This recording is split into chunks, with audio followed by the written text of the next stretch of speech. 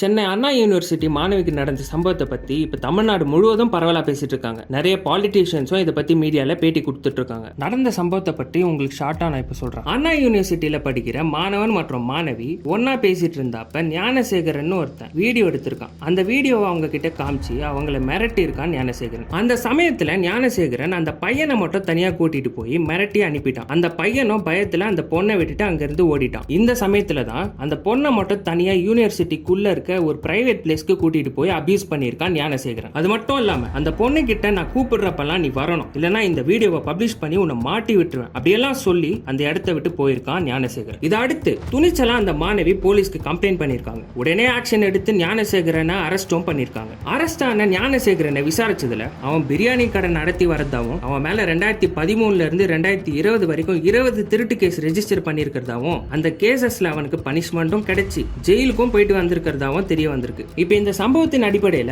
ஞானசேகரனுக்கு IBC section 8 கீழே case register பண்ணிருக்காங்க. என்னதான் ஆக்ஷன் எடுத்து பனிஷ்மெண்ட் கொடுத்தாலும் பெண்களுக்கு இந்த மாதிரி நடந்தது தான் இருக்கு. இந்த கேஸ்ல நடந்த மாதிரி நிறைய பெண்கள் முன் வந்து சொன்னாங்கன்னா இந்த நிலைமை கண்டிப்பா மாறும். அது மாதிரி இந்த கேஸ்ல துணிச்சலா முன் வந்து கம்ப்ளைண்ட் கொடுத்த அந்த மாணவிக்கு பாராட்டுகள்.